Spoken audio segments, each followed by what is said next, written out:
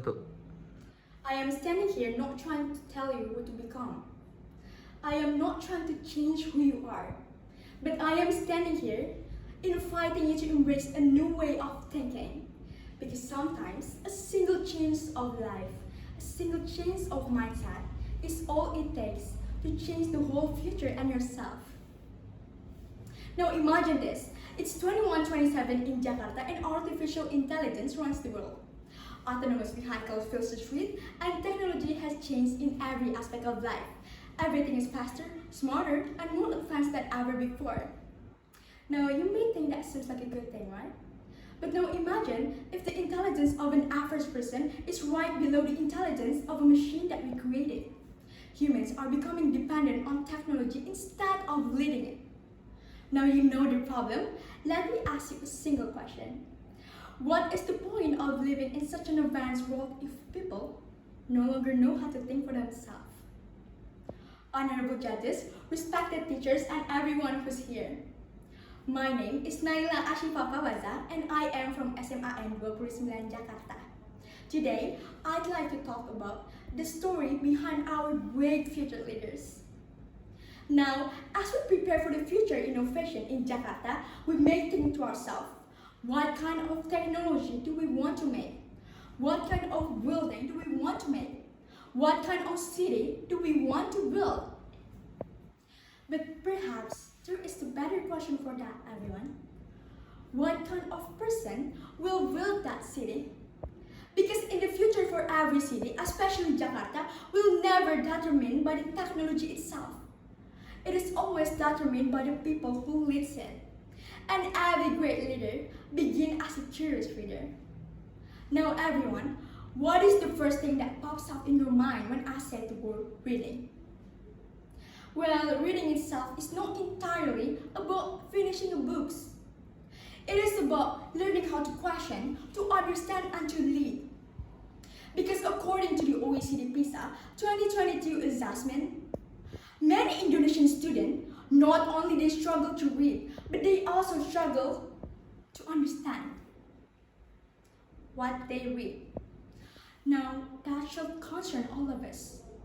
Because in this world, in this generation, where technology is everywhere and you can find information everywhere, understanding has become rarer than access itself. Well, I understand this not because I read it, I understand this because I have lived it. I have been chasing the feeling that books give me since I was 11 years old. People often call me a bookworm, but I never cared about it. I feel like it didn't make me feel different. I thought it made me more human, more understanding.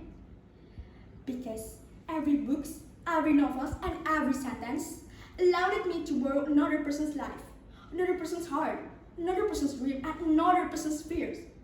That's more than enough to make me understand what people actually feel.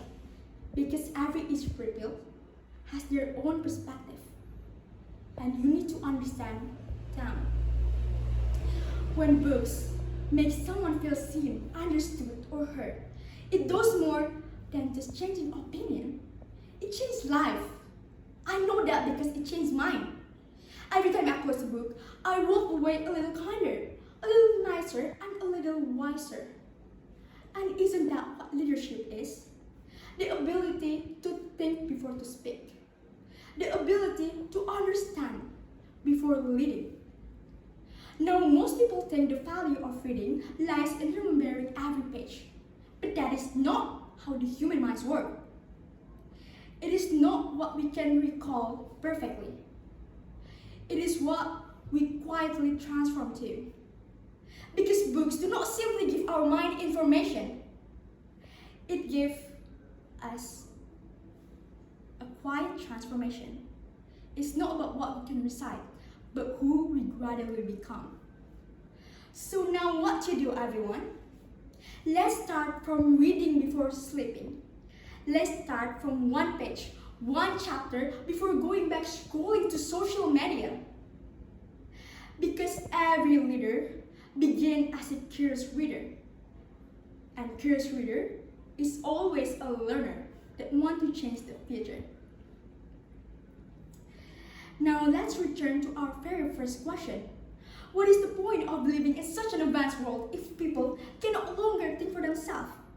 The answer is none. As Jakarta moves forward to its next chapter, let us remember its greatest legacy will not be its tallest building, will not be its smartest technology, but it will be the people who have enough wisdom to lead it and build it together. Thank you for listening.